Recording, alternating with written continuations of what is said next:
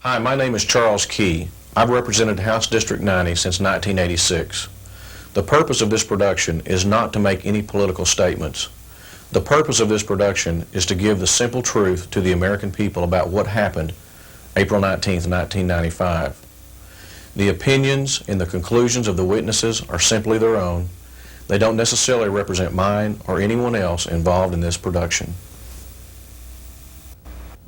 Oklahoma City is probably much like the town you live in. We're not really famous for anything. We're just people like you and your neighbors. But all that changed at 9:02 a.m. on April 19, 1995. Now we're famous. We're famous for the deadliest terror attack in United States history.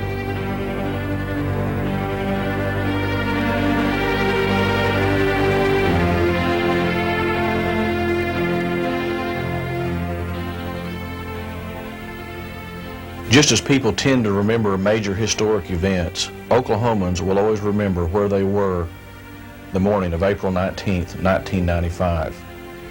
I was in my office that morning, which is about 5 miles from downtown Oklahoma City. And just like most residents of Oklahoma City, I felt and heard the explosions at the Murrah Federal Building. In the days and weeks following that tragic morning, I began to have serious questions about the government's official explanation. For example, the reported size of the bomb was upgraded several times. Also, the many reports of explosive devices found in the building was continuously discounted. Another question was about John Doe number 2 and how the importance and status of John Doe number 2 was continuously changed throughout the course of the investigation. Another reason for my questioning was the analysis done by General Benton Parton and also many other experts in areas such as chemistry, explosives, seismology, and demolition. At that point, I began to consider how I could get the facts of this case to the American people. My first course of action was to call on the Speaker of the Oklahoma House of Representatives to form a special committee. The purpose of that committee would be to act as an oversight committee in a function much like the many checks and balances that we have at various levels of our government. Unfortunately, that request was denied by the Speaker, and he and the Governor both were very critical of that request, saying that people need to have more faith and trust in their federal government and its agencies. Frankly, that goes against what I believe an elected official's responsibility is to his constituents and the American people. I began looking into alternative methods of communication. In this production and documentary, what we do is offer you eyewitnesses and experts and let you draw your own conclusion about what really took place in Oklahoma City on April the 19th. The rescue workers found two kinds of people at the Alfred P. Murrah building on April 19th. They were survivors and recoveries. This is the area that on the first day we called the cave. Everything ended up with nicknames of different parts of the structure. Some of it's depending upon what we found at the time when we first crawled in, with the people that were surviving, calling for help, versus the ones who weren't able to and deceased. Anyway, we called this area the cave. There was rubble where this is at. That was the only access. And this goes back quite a ways. I'll take you around to the other side. You can get only an idea. And what we're standing in right now is about 3 foot of rubble. So you're looking in, you're crawling downhill to go underneath these beams. Men were turning on their backs, taking off their helmets, sliding in, and putting all their gear back on, and then moving rocks and just crawling. A lot of recoveries were taken out here, about 18 behind this wall. And many of them were literally impaled together. Now, just the other side of this, down, we had 2 survivors the first day. Halfway through, myself and the people from a mutual aid company was behind the rubble, and the 2 survivors here, we had the first bomb scare. Myself and some of the people from Mutual Aid was back in there, and then we had to leave the area. They asked us not to leave them, and it was real trying on most of the men that were in this area. We had 3 survivors, and all 3 begged you not to leave. You prayed. And you just asked them not to be back. Tony and Earl Garrett are 2 Oklahomans directly affected by April 19, 1995. On that day, along with many other citizens, Tony, a registered nurse, volunteered to assist the victims at the Murrah Federal Building. Tony was assigned to ID tag those victims who were already dead. Tony tagged over 120 victims.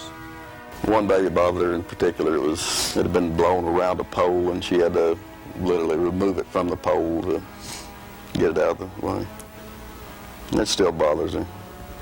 She acts like she's callous, but she's not. She just blocks a lot of it out. But something that really upsets me is knowing that the day before, or maybe minutes before that bombing, were the bodies of the babies and the children, and the makeshift morgue was once a playground where those children used to play. Government officials claimed that there was only 1 bomb, yet the building was evacuated several times in the first few hours. There was a period when we were bringing the bodies to the playground, and that's when we had notice that we needed to evacuate the building because there was another bomb. They had found another bomb. There was at least 4 other people that had told me that there was a bomb inside the building. And these 4 other people, were they part of the rescue effort? Yes. All and there was a couple of people that had actually seen them remove the bomb when the bomb squad had come down to the Murrah building. Would you describe what they said that this particular bomb looked like? They really didn't go into detail. I mean, I didn't ask for details because I wouldn't have known what they meant. Did you say something to me on the initial interview that these people said that there was a timing device or something? There was a timing device on one of the bomb that they had secured earlier that morning that had been set to go off 10 minutes after the bombs had gone off that morning, which they assumed that the mechanism of the bomb malfunctioned because of the blast. So that's what caused that bomb not to explode. I see. Did this person tell you it was definitely an active bomb, or did any of these people tell you it was actually definitely an active bomb? Yes. They did? Okay. So then they defused the bomb? Is that basically what they did? I guess the bomb squad did that. The bomb squad took it off. Okay. Glenn Wilburn is one of the many Oklahomans who lost family to the tragedy. Glenn's 2 infant grandsons were killed by the blast. I've got a lot of questions about it. I also have questions about explosives in the building.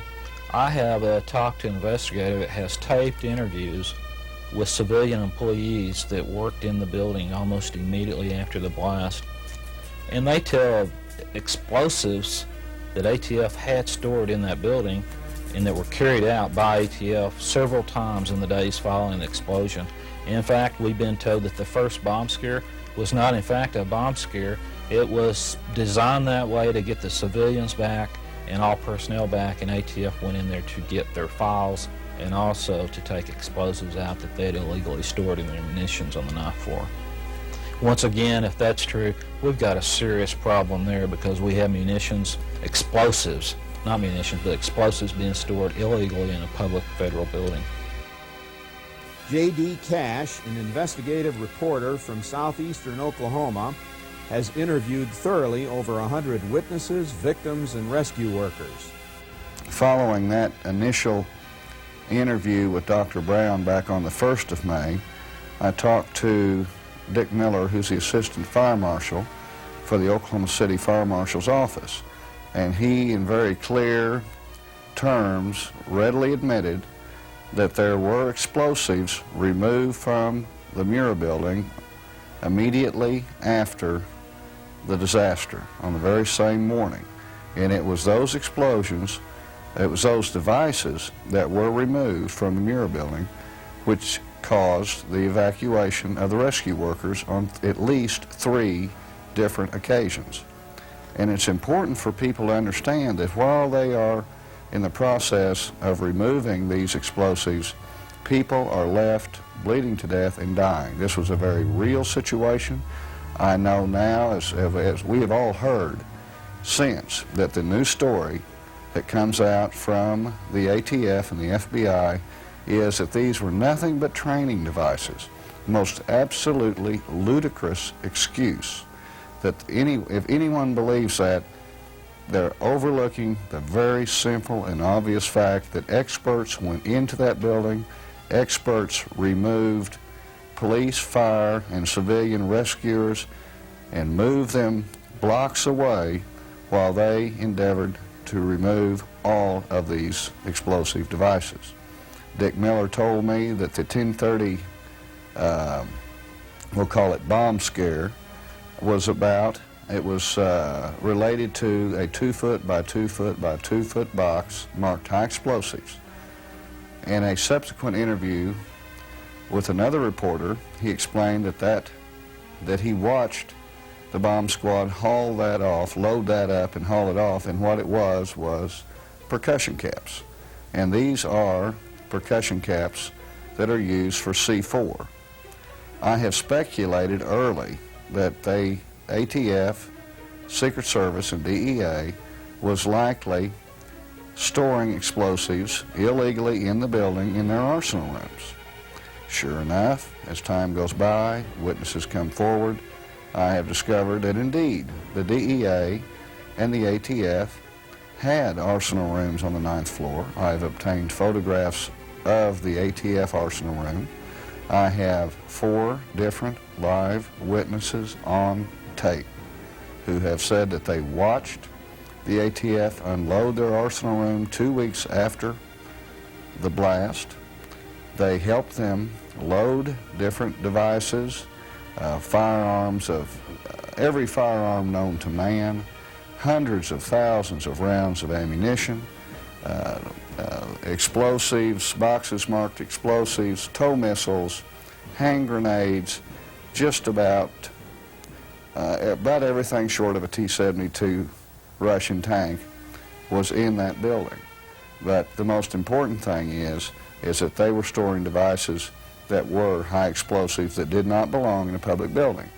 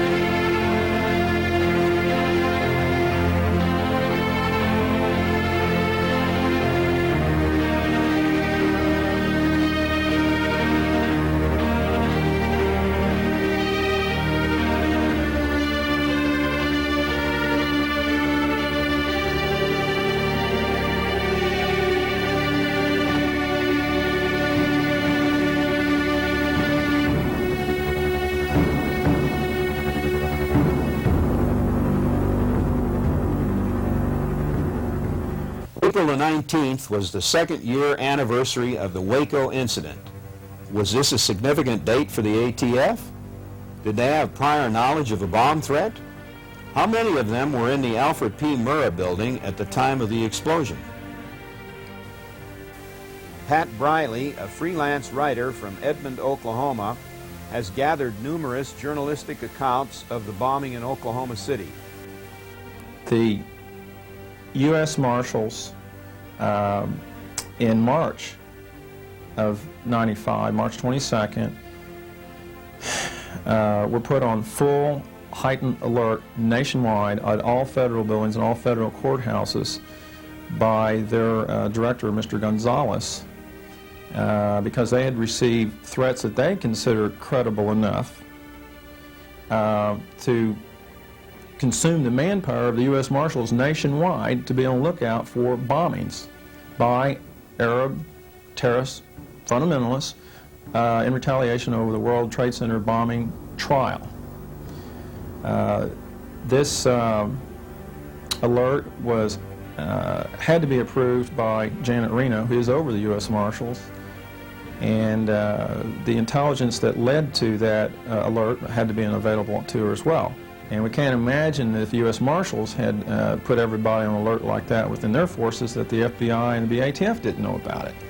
And this was covered in the Right. ledger. This alert that I'm referring to was reported at length. And this memo, there was a memo on this as well issued by the U.S. Marshals, and it was quoted at length in an article in the Star-Ledger newspaper. The New Jersey Star-Ledger reported that United States law enforcement authorities obtained information that Islamic terrorists could have been planning suicide attacks against federal courthouses and government installations in the United States. The disclosure was made in a confidential memorandum issued by the United States Marshals Service in Washington, which called for stepped-up security at federal facilities throughout the nation. As citizens of the United States, we have a right to know what's going on in our world. If we'd have known, I have talked to several people that they had had bomb threats for 2 weeks prior to this bomb. The FBI and the ATF knew that these bomb threats were real, and they did nothing about it. Michael Hinton, a resident of the YMCA building across from the Murrah building, could have been another tragic victim had he not rushed to catch a bus a few blocks from the blast. And looking out my window in the afternoon, it's about between 1:30 and 2 o'clock, I noticed a large gathering of people outside the building. Well, it's about 200 to 300 people. And when I looked at these folks, I said, well, what could be going on at the federal building? Right. Did you think that this could have been a bomb threat or a fire drill? Initially, there was several questions came to my mind what it could have been, but at that time, like I said, I had no idea. Did you notice any extra precautions being taken at the federal building during the week on or before the day of the bombing? An interesting observation I did notice, on the morning of the bomb explosion, the TV networks locally were carrying the statement that the federal building had received a bomb threat 1 week prior to that morning of the bomb explosion. So in my mind, when I heard that, I'm saying, well, what I observed 1 week earlier out my window, could that have been what was going on then? And then the next question came, if so, what security precautions had been taken if they knew this? Do you know anything about prior bomb threats at the federal building? Well, that's a pretty interesting question. The day of the bombing on April the 19th, when we finally ended up at Children's Hospital where we were waiting to hear news about our grandsons, Chase and Colton, I had two separate people come up to me.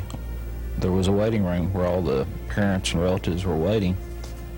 And they put their arms on my shoulder and they asked me, they said, did you know they had a bomb threat in the building last week? And each time, or the first time, I asked my wife, who was standing close to me, if she had heard about that, which she hadn't, and she asked our daughter Edie, and she didn't know anything about it. And at the time, you know, I just it slipped on out of my, I didn't think any more about it a great deal. And then as a few days went by, we started hearing more talk about bomb threats that the federal building had had in the week before, and even the morning before, and even the day before. It became almost indistinguishable. Did they have bomb threats the week before, the day before, or did they have them all, a week before and the day before? And one interesting thing that grew out of that is that I heard a rumor that a gentleman whose wife was in the building and had fallen 3 or 4 stories into the basement area, had ran up to an ATF agent the morning of the bombing. He was looking for his wife frantically, and he found an agent, and he grabbed this agent and asked him, you know, what's going on here? You know, can you help me? I need to find an agent that knows my wife and can find her for me. And the agent told him, said, well, that's going to be difficult to do. because they received a call this morning, most of the agents did, that there was something going on today and they didn't need to come in. So I don't know if, I'm assuming that maybe that call was prompted by a bomb threat, who knows. You know, we've also been told that by 2 different witnesses, we have been told that the bomb squad was in front of the federal courthouse that morning at 7:30, and that they had already cleared the Murrah building. So there was something strange and unusual going on that morning, because we got a bomb squad down there clearing buildings before 7:30 in the morning, and then we have this rumor, which I subsequently confirmed, and I spoke with the gentleman regarding what the ATF agent said. That's not just a rumor. I've spoken with the man, and that did happen. Is there a Middle Eastern connection that is not being pursued by federal investigators? The very existence of John Doe II has been denied despite eyewitness accounts of his presence in Kansas and in Oklahoma City on the day of the bombing with Timothy McVeigh in the Ryder truck. From the very beginning, we have what probably is the most massive manhunt in our nation's history for John Doe number 2. And that lasts for a week, maybe 2 weeks, and then all of a sudden the FBI comes back and says there was not really a John Doe number 2, that it was Mr. Bunning came into Elliott's shop maybe 24 hours after McVeigh rented the truck, and that everybody's just confused. Well, if everybody's just confused, we've got a lot of confused people. We not only have Mr. Elliott, who still maintains privately to his friends that there was a John Doe number 2, and that there was not only one more person with McVeigh when he rented the truck that day, but there probably was 2, and that it wasn't 24 hours later, it wasn't 24 hours before, it was the morning that McVeigh rented the truck. And Mr. Elliott's not going public. He won't talk to anyone in the press, but this is what he's telling his friends, that it doesn't matter what the FBI says, there was a John Doe number 2 there. Now we have, in Oklahoma City, we have McVeigh stopping at a tire shop at 10th and Hudson the morning of the bombing, about 20 minutes till 9, getting out of the Ryder truck, walking over to a young man and asking him for directions to 5th and Harvey. The young man tells him the directions, and then McVeigh gets back in the Ryder truck. I've talked with this young man as recently as this morning, and he tells me he's standing no more than 8 feet from the truck, and he sees John Doe number 2 sitting in the passenger side of the Ryder truck at 20 minutes till 9, and he sees McVeigh sitting there in the truck who he just spoke with. He indicates to me that this John Doe number 2 could possibly be a Middle Eastern looking top man with a baseball cap on. And this is what he told the FBI immediately after the bombing. The morning of April 19th, I was working at Johnny's Tire Store. At about approximately 8:25, a Ryder truck pulled up into my place of business. At that time, a gentleman asked me for directions to 5th and Harvey. I proceeded to explain the location of where he was asking me. He seemed to be a little concerned of where I was telling him about. At that time, the gentleman, Timothy McVeigh, stepped out of the truck. I walked him over to, let's say, 10, 11 feet away from the truck itself. I pointed a direction downtown, which is to my right. He seemed to acknowledge where I was talking about. At that time, the gentleman walked back to the truck. I talked to him. I also noticed there was a passenger in the truck at that time. From that point in time, the Ryder truck seemed to stay there about another 5 minutes and headed the direction I explained where he was at. What did the person in the truck look like? The person in the truck looked to more be of a Caucasian, Middle Eastern, was not an African American, he was not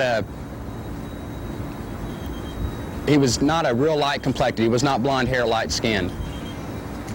He, at that time, like I said, they didn't stay very much longer. Was he wearing a cap? Yes, also, he was wearing a ball cap. Timothy McVeigh had his on backwards, which, just like this. It was on his head. The other gentleman had his on like this. They really didn't acknowledge me so much. They didn't really seem that they were that concerned. They didn't seem nervous. They seemed to be more lost. They came in from the west. They pulled into our business, kind of a catty-corner angle. From there, they proceeded right to go south downtown area. How far is Johnny's Tire Company from the Merle building? I'm located on 10th and Hudson. The bombing took place on 5th and Harvey. That would seem 1 block over, 5 blocks down. I'm to the north side of the bombing. 4 days after the bombing, or 3 days after the bombing, the government took me downtown to identify the gentleman. Under what I can understand, I did identify the gentleman as being Timothy McVeigh. Did they have the passenger, which was with McVeigh, was he in a lineup also? No, he was not. At that time, I've never even actually seen, at that time, before the John Doe actually 2 number come out, I'd never even seen a photo, a sketch, nothing like that. And also, when I did identify Timothy McVeigh, I had not even seen him. The only way I'd ever seen him was through a sketch on a paper, Daily Oklahoma. What's your motivation for telling the American people what you have right now? Are you in this for money? I'm not in this for anything but to let people know that this is what I've seen. I feel that at this point in time that I will, or should I say I might be a witness in the bombing itself, but as far as me actually being motivated for any other reason, I have none. I just want to let people understand this is what I seen that day. You know, and then nothing's going to change my mind whether I testify or not. This is what I seen that day. Oklahomans have been affected by this terrible tragedy. 169 people lost their lives. We feel compelled to bring this information to the American people. This is a perfect example of a very credible witness. He was extremely reluctant to even sit down and give me an interview for a book. At the time that I contacted him, he did not realize that I knew what he already knew, or that I had an inkling about what he knew. This individual had gone outside of the building to smoke his pipe at approximately, let's say 15 or 20 minutes until 9 o'clock that morning. He was working in a building, the Journal Record building, which is directly north of the Murrah building, less than 100 yards from the front door, from the door of the Murrah building. As he's out there, he notices a yellow Mercury parked up against what they call the Athenaeum building, and it is it's facing him off slightly to his right, with one individual in the vehicle. That only reason that he remembers that is that you don't park there. The parking is spread out in front of him. That's where you're supposed to park in the authorized spaces, and this car's illegally parked. He then remembers it's Wednesday, it's laundry day, he's a blue-collar guy, he's a pressman. He's supposed to turn his dirty uniforms in from last week for clean uniforms on Wednesday. So he takes off to the west down an alley and goes around the corner to his pickup truck, gets his laundry, and is on his way back to the area where he was smoking his pipe. And at that moment, he looks up and sees the yellow Mercury, and now there are 2 men in it, and it is racing towards him. When it gets within just a few feet of him, it makes a sharp swerve turn to the right, and it jumps a couple of curb guards. And at that time, as it's swerving in front of him, he sees the man that he later identifies as Timothy McVeigh, and the olive-complected Middle Eastern man with a ball cap on, that he says is a perfect description of what the FBI sketch is. In fact, he says he helped the FBI with their composite.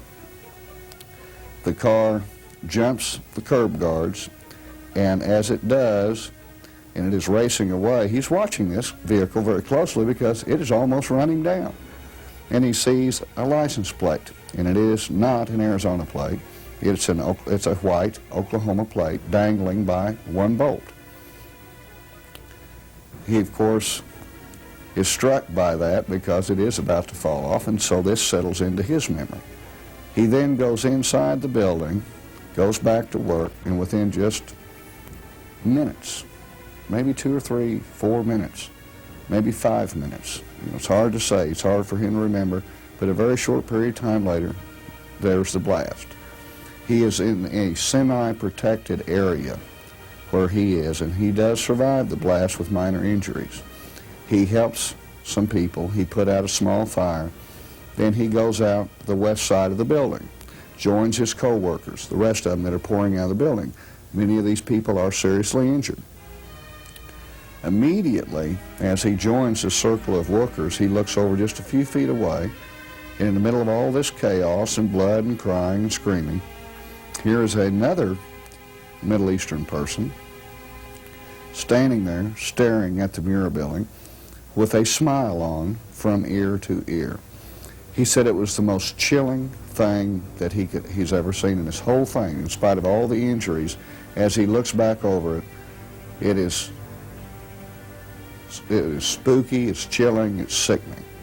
But he said the man was almost in rapture over what he was looking at. And after having interviewed 40 or 50 people that were in that building and injured that day, and all their experiences around there, believe me, there wasn't a single soul in downtown Oklahoma City that morning that was smiling, except for this individual. Representative Key, you're a 5-term state representative. You won your last election with 73% of the vote. Why jeopardize your political career? Well, Chuck, when I took a look at this and saw what I believe were serious inconsistencies, I couldn't look the other way. I felt like I had to take some kind of action. And being elected to the Oklahoma legislature has been one of the greatest honors and experiences of my life. But I felt like I had an obligation to those people that elected me and to the American people. And when I look at what so many other people have done for this country, made sacrifices, I believe the risk was worth it and had to be taken. As you know, the government has a few experts of their own. And some of these experts say that an ammonium nitrate truck bomb could do the type of damage that it did to the Murrah building. As a matter of fact, they use the Lebanon truck bombing incident as an example. Well, there's many experts that say that that's just not possible, that an ammonium nitrate diesel fuel bomb placed where it was could have done that much damage. And the real point about the Lebanon truck bomb and other examples like that is simply that that Lebanon truck bomb was driven into that building underneath it. And it's important to note also that that building was about half the size of the Murrah Federal building. And the columns, for example, were much smaller. So they had the advantage of the truck going up underneath inside the building, which wasn't the case here in Oklahoma City. And they had a structure that was much more vulnerable to being destroyed by an impact, like a bomb like that. We, the citizens, pay the federal agencies to investigate matters such as this. Why not allow them to do their job? Well, we should allow them to do the job, and we're doing that. And what we've asked for is not an investigation or a committee that will impede or interfere with their own investigation. What we've asked for is an oversight committee which will deal with the issues that they've already made public as far as their official explanation that are in question. We were setting up a triage unit a couple of blocks from the Murrah building, and it wasn't until later that we had they had asked if there was anybody that wanted to bag the bodies, and there was myself, a student nurse, and I now know there was a physician that agreed to do it. There's 3 of us that agreed to do it. And we had gone around and started looking for bodies. The first body that we came on was a young female that had been found in front of the Water Resources building. And she had been blown to pieces. Her body was charred. And she was pregnant. You're saying part of her head was missing or something? Her head was gone. The only thing that was left of her head was her chin. Her arms were missing. Her right leg was missing, and the flesh from her left leg was partially missing.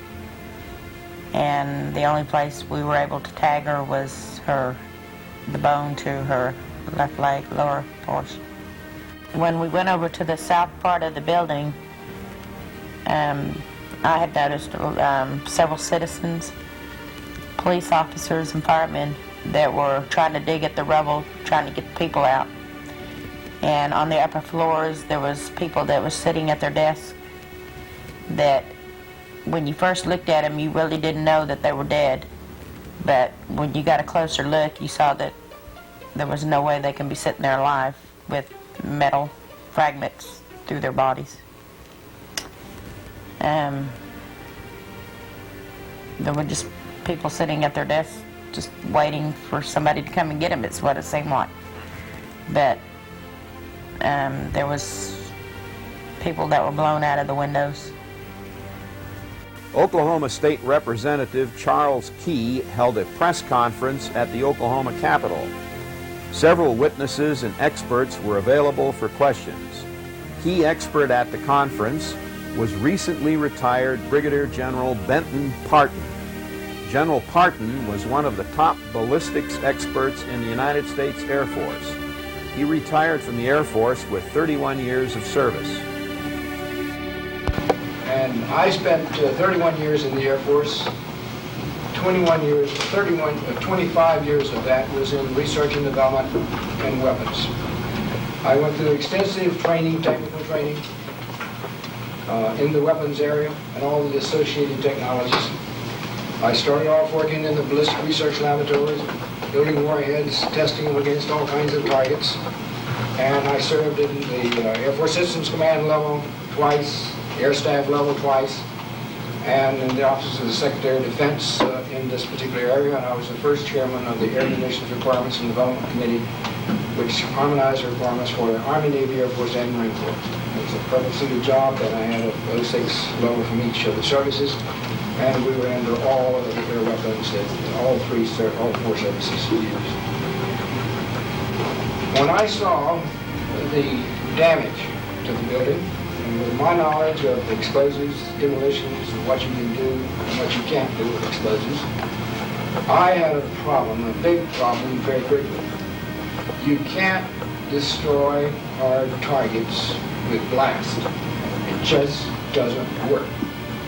And reinforced columns in a building are hard targets. And I spent much of my career working on precision-guided weapons because I knew what you could do and what you can't do with explosives against hard targets.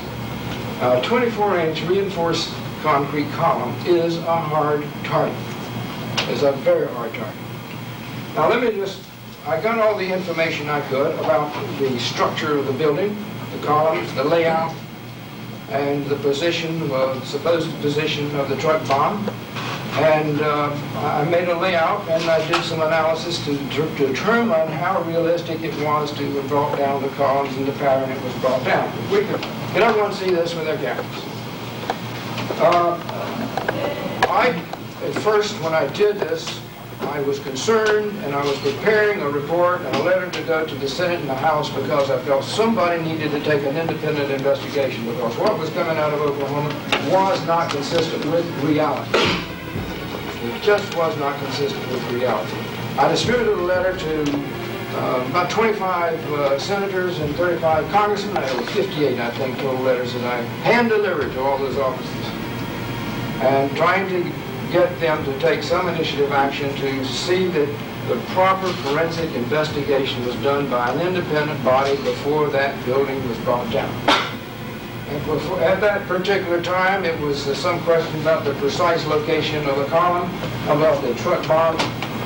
I said, well, if it was the truck bomb that did the damage, it would have had to have been located somewhere adjacent to this column, which I labeled A3. There are 13 columns in each row, and there's 3D, and I labeled the columns, this row A, this row B, this row C, and column A1 through 11 to the other side. Actually, the truck bomb was just beyond A4 over at this point, but the reach into the building the building is really relatively symmetrical here with respect to damage and vulnerability. So you would expect symmetry with respect to detonation and with respect to the damage and the detonation. Now, with the truck bomb over here, and I stated in the letter to the Senate and the House, I said if it was the truck bomb that did the damage in row B, column row B, then the maximum reach would have been relatively adjacent to B. Because if you look at the circles, they're pretty flat reaching back here. That's the constant level of pressure, roughly the constant level of pressure. And you see that they're not too different between B2, B3, and B4. So you'd have to consider it marginal if, in fact, that column was brought down by the truck. But when you move the bomb over here to beyond A4, where the center of the crater is, then you would have had to have brought down, the maximum reach of that would have been here at B4 or B5, and it should have brought B4 down to B5 and on B3. And because of the steep gradient in pressure, you have a big, big difference between the impulse that column B3 saw and column B4 or B5. You don't need to go any further than that. That's ipso facto evidence that column B3 had to have had a demolition charge on it. There's just no other explanation. The laws of physics, coupled with a lifetime of experience with explosives and munitions, convinced General Parton that the magnitude and the pattern of the damage done to the Murrah building were totally inconsistent with a single truck bomb, especially one detonated outside of the building.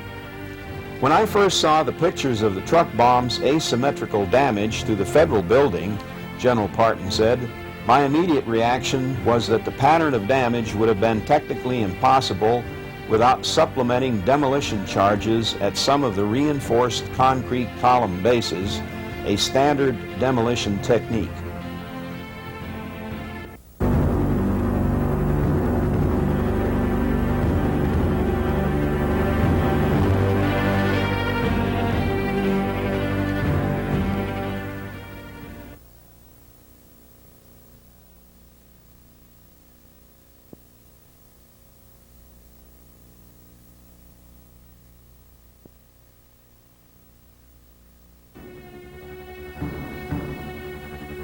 Could there have been more than one explosion?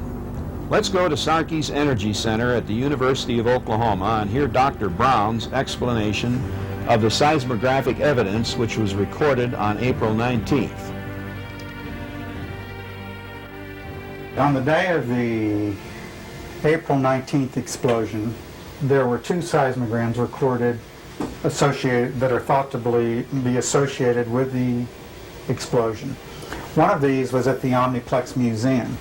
It's shown here with the abbreviation OMO for Omniplex, Oklahoma as the indication.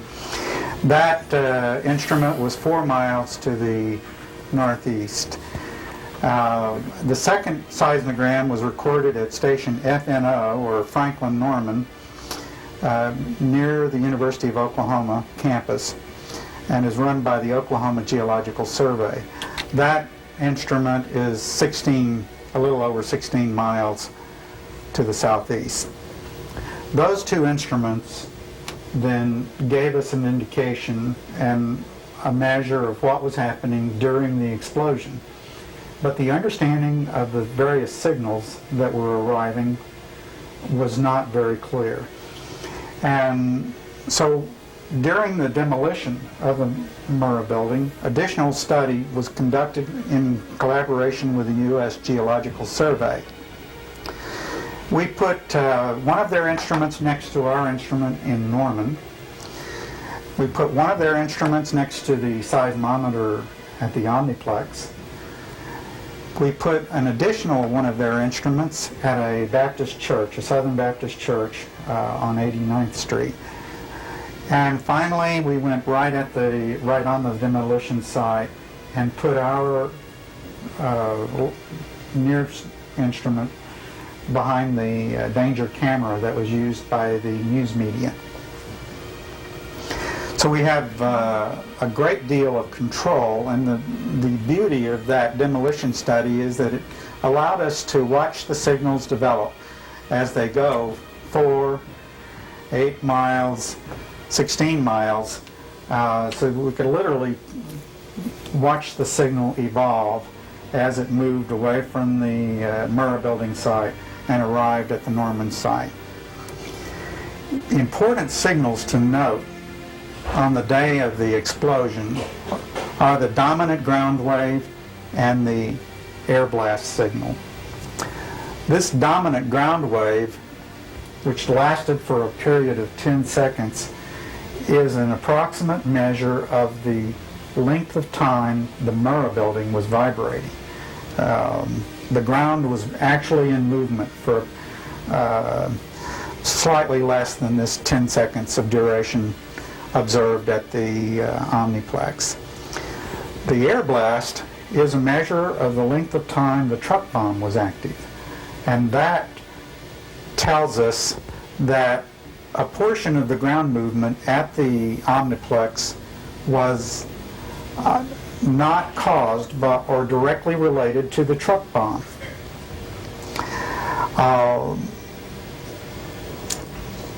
The demolition study, especially the seismogram at the Baptist Church, showed us that the signal this dominant ground wave begins to break up as it travels away from the site of the Murrah Building and finally arrives in the form of two basic Rayleigh wave signals observed at Norman.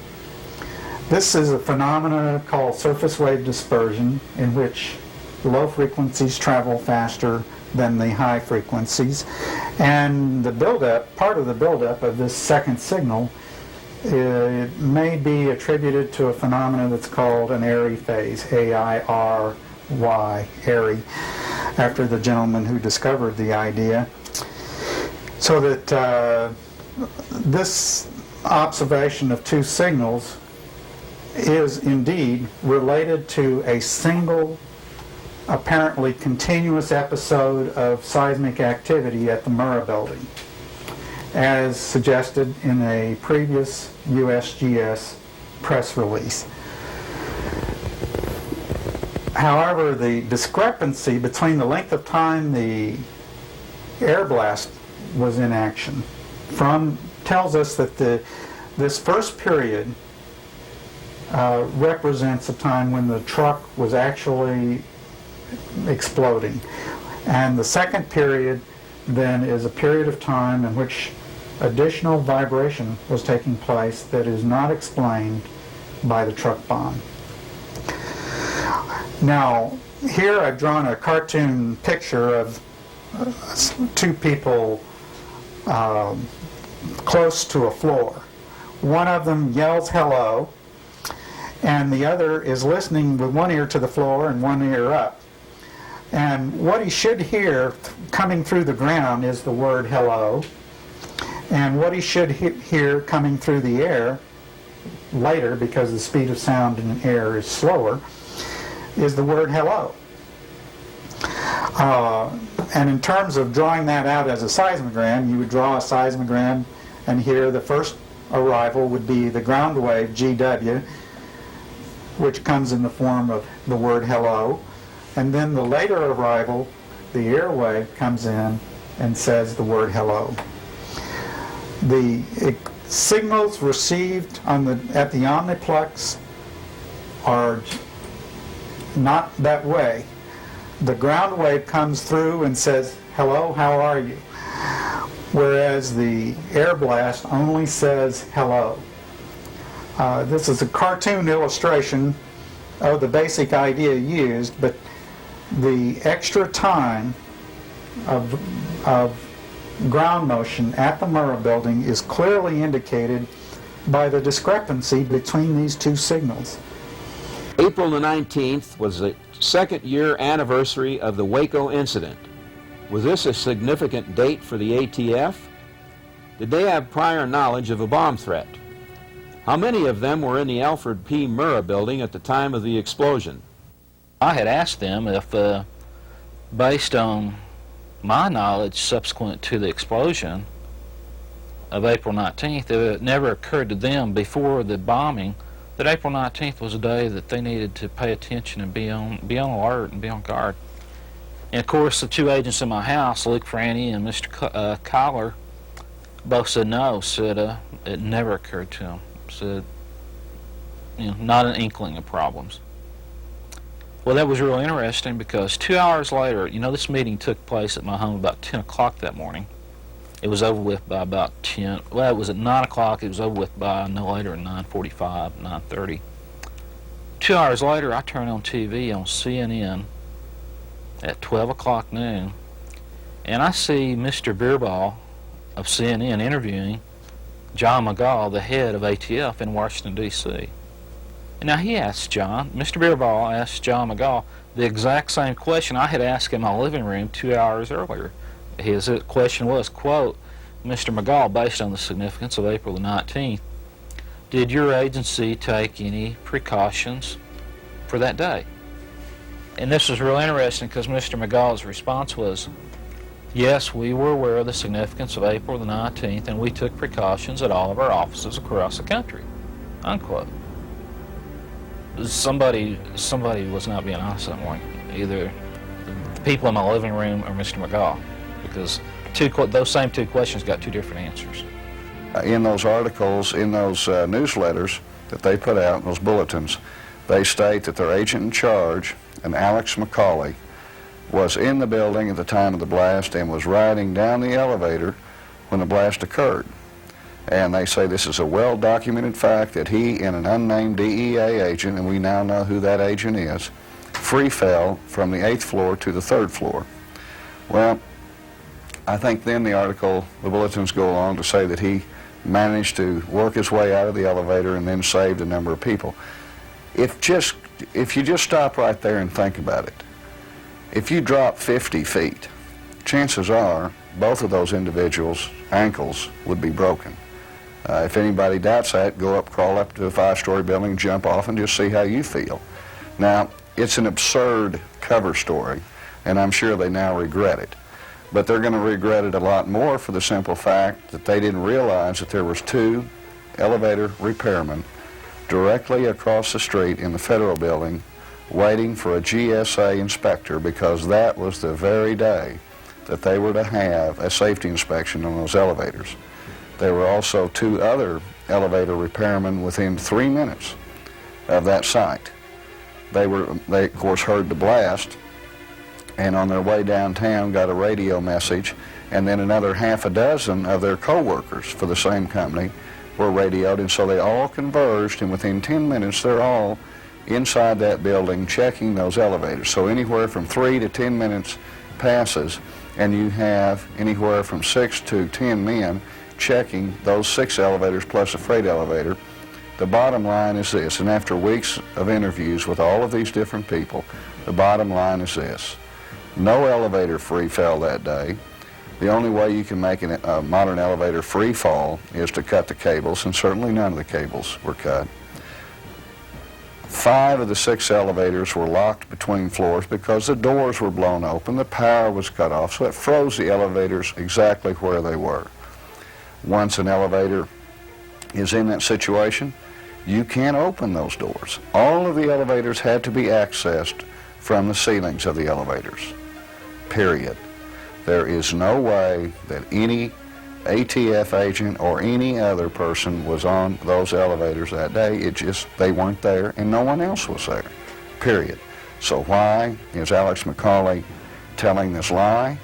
I suspect it's because he's been told that somebody has to be in that building from ATF that day, because it looks pretty suspicious when the whole staff is gone.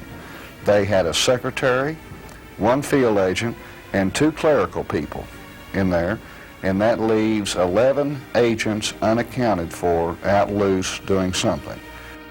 What was the attitude of the government officials at the scene of the bombing? Well, that evening, we had gone down to a triage center that they had set up at the, where was it? It's up on 5th in Oklahoma. It was a building up there owned by the Oklahoma Publishing Company, I believe. And we had gone down there, and they had a TV there where the news media was talking about it. And I was upset about the fact that they were not given the true body count.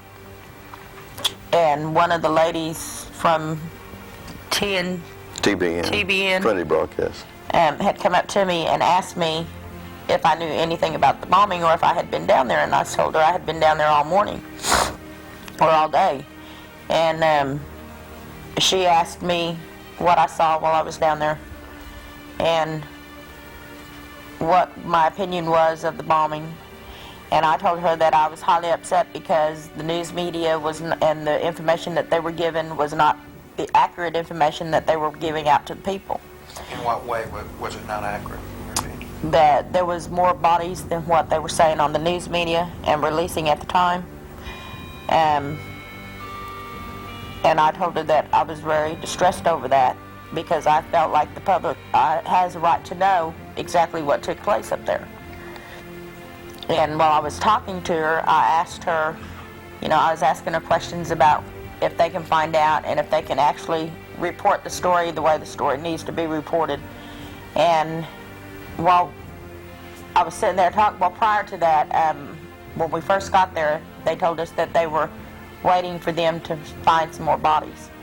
And if they did, that they would bring them, if they were alive, they would bring them to the triage center. And that they had made a makeshift morgue. They had moved it from the church across the street that was also destroyed in the bombing to the building next to this building that they had set up the triage center. And while we were waiting for them to start bringing bodies in, my husband and I went for a walk. And when we got back, prior to us going for a walk, there was several doctors and nurses that had come in to work at the triage center as well. And they were all there trying to get the cot set up and get the IVs set up, and they were just hustling and bustling. Well, when we got back, and the news media had caught me coming into the building, that we were outside before we had entered the building. And that's when I was talking to her. Well, when I entered the building, I noticed that most of the doctors and nurses that were there were no longer there. And we hadn't been gone maybe 20, 30 minutes. Yeah, just walked a few blocks. And it was just a different atmosphere. There was nobody helping anyone. And before, there was people bringing food and medical supplies, everything in. And when we came back in, there was just a cold, callous atmosphere about, And what do you attribute that to, Ron? Well, I found out later that the FBI had taken over. And while she was talking to the lady being interviewed on the Trinity Broadcast Network, this gentleman walked up to me and said, do you know her? And I said, yes, she's my wife. He said, well, what's she doing? And I said, well, she's kind of upset because they're trying to keep the body count secret, But I didn't really know why. But I think at the time they said they had 19 people known dead, and my wife and just the other people had already tagged over 120 people. And he just kind of turned around and walked away from me then. And I found out later that they were FBI or ATF or whatever, and they had said a few words to her also. Tony, what was your impression of the FBI, Secret Service, and ATF before and after the bombing? I really had no dealings with them prior to the bombing. And actually, I haven't had any dealings with them, other than the day of the bombing. I had a friend that worked in the Secret Service Department that was killed in the building. And there was another friend of mine that was killed in the building. And, she was a wonderful person. They told TBN to shut their cameras off, and these gentlemen were questioning me at the same time Tony was being interviewed. And I saw these two gentlemen walk up to her, and they'd been talking to the ones that were back with me. And he said, asked if I knew her. And I said, yes, she's my wife. And he said, well, what is she? And I said, well, she's been down here all day trying to get people out of this building and help people. And he turned around to his friend and said, well, they need to get her out of here. And that's when she came back and told me that they had told her the FBI was taking over and all of us to get out, and told her to keep her mouth shut.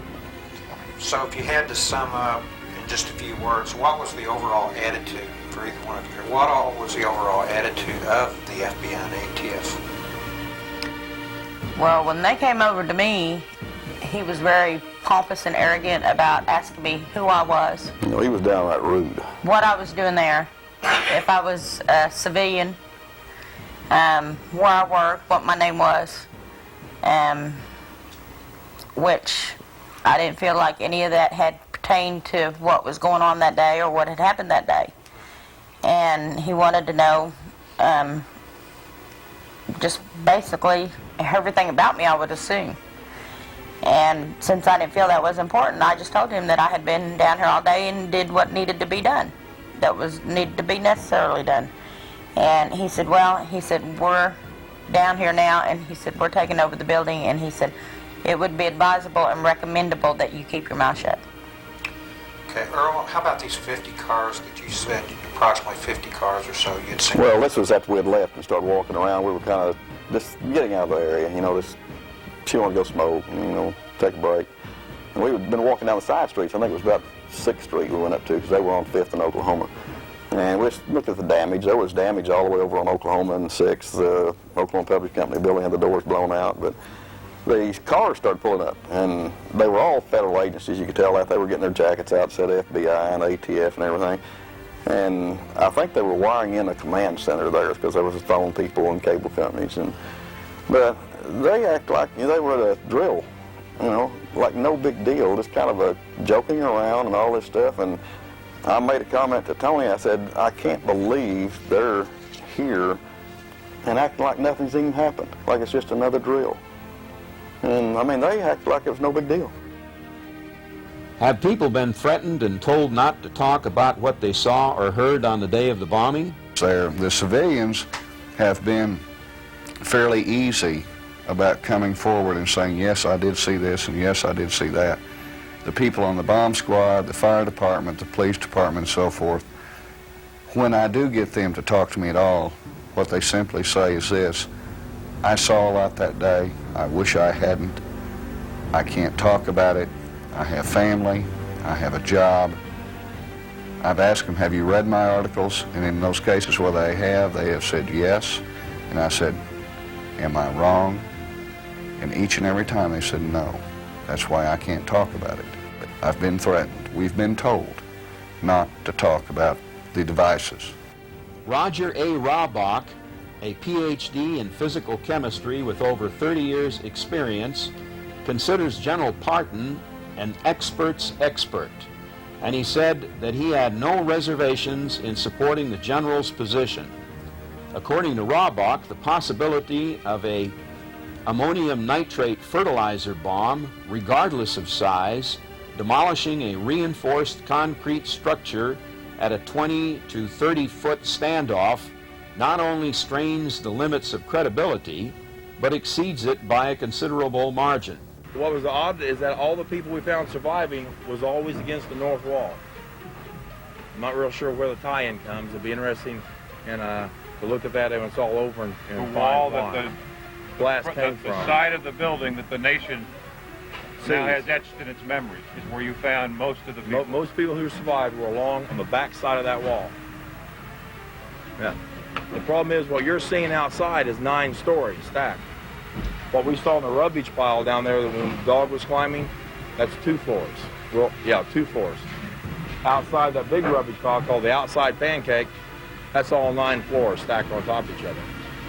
I'm not going to see many voids in there, but in here in the furniture, I have lots of opportunities. Where was the truck with the bomb?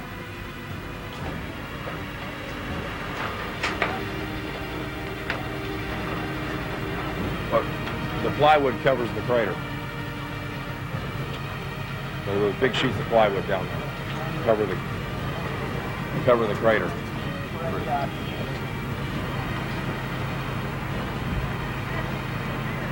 The truck that was parked out in front of the building brought the front of the building down. As you know, that is a cantilevered building. It's a perfect structure for a truck bomb to do the maximum amount of damage to. And if it did, in the explosion, if it did bring down that fascia area and rupture the ATF's arsenal room, and since the ATF we know, was keeping the propellant caps or percussion caps for C4, it is reasonable to assume that they also were keeping C4 there. If a case of C4 fell out of that room during that initial blast, then demolition people, and you can check with anybody who is familiar with C4, they'll tell you C4 is extremely safe to handle, but you can set it off with 3,500 pounds of pressure per square inch. And so if a case of C4 came out of that room, or if C4 was stored in another area of that building, in that southeast area, and if that fascia came down from the explosion outside, which I think we all agree it did, then it builds up on top of 3,500 pounds is nothing when you look at the fascia of that building. Then that would explain that huge amount of destruction on the southeast side.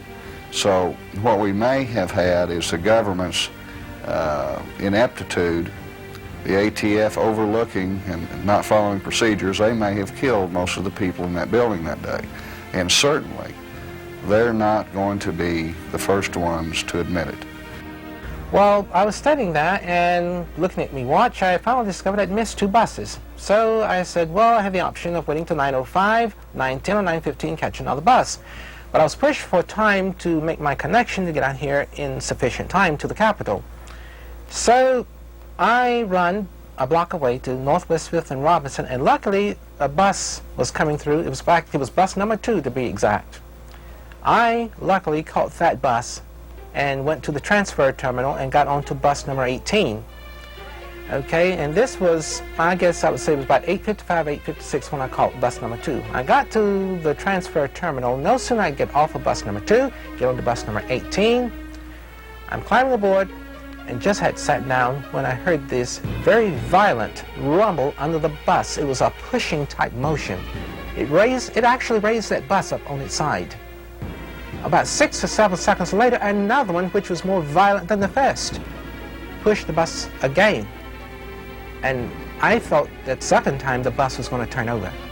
In discovering where the ATF room was located, sure enough, it turns out that that room was up on the 9th floor, and it runs from north to south on the furthest east side.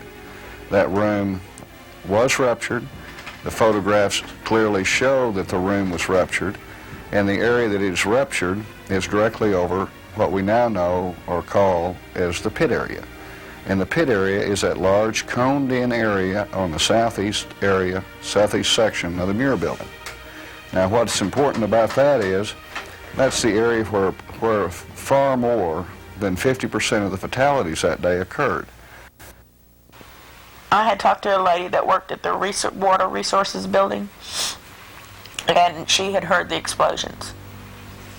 And she said that she was upset about the fact when it came over the news media that they were saying there was just one explosion, when she heard 2 explosions that morning.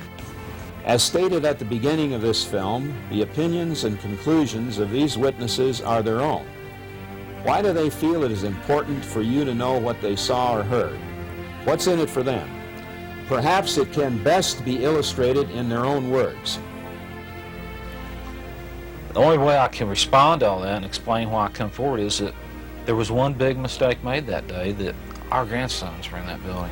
If it could have been anybody else's kids, middle America that is afraid to step forward, it would have been a lot easier for the feds, for the FBI and for ATF and everyone, because they probably would keep their mouth shut. But they made a big mistake. Chase and Colton were in that building that day. And until I'm satisfied that everyone has been brought to justice and that all the problems with the ATF having prior knowledge, with them having explosives stored in that building, with the FBI attempting to cover up the true Middle East connection here, until all that comes out, I'm going to take every opportunity I can to step forward on radio, videos, television, and continue talking about it. Because I don't feel like the people of the United States and America is getting the truth about what happened. I feel that they imploded the building too soon. I feel that they destroyed a lot of evidence that was in the building. The day of the bombing, that evening, they were concerned about gathering evidence, and a few days after that, the way the people had taken over down there, literally working and just scurrying around trying to get people out of there. I feel like they had destroyed the evidence that was outside that they really were looking for. But I don't understand why they imploded the building as early as they did. I think they blew the building up because they wanted to get rid of the crime scene. And what else do you know that a crime scene is destroyed before they ever go to trial, or before a thorough investigation is done? And this to me, it just seems like there's a cloud of doubt over everything the ATF has anything to do with. If there's nothing to hide, why is that cloud of doubt there? Let it be out in the open. Let everybody see what's going on, unless you have something to hide. It's just hard for me to be down there and see what went on, knowing what went on, and none of it's been portrayed in the media. I think every American wanted to help with a rescue effort and would have if he could. This is something that I can do, and I feel that every seismologist who has any ability to analyze signals from explosions should take a look at this so that there is a unanimous decision and understanding of what took place on the day of the explosion. There's been a general tendency to force the thinking in one direction or another, and it's very hard as a scientist looking at the data to keep an unbiased opinion, because you are anti-government if you go one way, you're anti-free understanding of what's going on. You're always being pushed to take one side or the other. Well, as I told someone the other day, my witnesses are telling me one thing, and I've had, after over 100 days of interviewing people, I feel like that I have met a number of very, very good people that are very credible. Their stories check out, and they're telling me one thing in the areas that we've discussed today. The government is telling a completely separate story. Either there was 2 buildings blown up in Oklahoma City that day, or the government is certainly not telling the truth about what happened that day. I would like to say to the American public this, is that we individually and collectively must get involved in the government process. We must start asking questions. Let us not be so naive as we were in the past. We've learned a lot of lessons since the Kennedy assassination. Let's not be just to accept something just because the media says that this is the way it happened, because there are a lot of kind of underlying questions that have not been answered in this incident, just like with the Kennedy assassination. So we need to get at the truth, and this is what we need to know. It's a matter of accountability. What happened? And it's plain and simple. What is the truth? That's all we want to know. And it's going to be up to us, the people, to band together and unite as a nation to get to the bottom of this. Let's not let another 30 years go by. Let's not, for God's sake, no. Chuck, I think it's important for people to realize that what they do makes a difference. What every one of us chooses to do will make a difference in the political process. You know, we hear over and over, and we've all said from time to time in the past, that my one vote, or I can't make any difference, just one person. But it really does make a difference. And we all need to be more informed of what our elected officials are doing and what they're not doing. And that's what I would say to the American people. Your input, your involvement makes a difference. When you write or call your state legislator, your U.S. congressman, your U.S. senator, it makes a tremendous difference. And when you do that in an informed way and continue to stay in contact with your elected officials, it makes a tremendous difference. And I would hope that the American people would look seriously at the information that we've provided and look even more deeply into it, do research on their own, and contact their elected officials. The events which took place on April 19th have taken our innocence. Now we know how vulnerable we are. The 169 victims didn't do anything any differently than you and I do every day, and it cost them their lives. How can we prevent terrorism? Will the anti-terrorism bill stop it? Probably not, but we can demand a full accounting. The American people have a right to know what really happened in Oklahoma City on April 19, 1995. If you feel there are unanswered questions, please get involved. Call or write your legislators and ask for an investigation. Bad things happen when good men do nothing.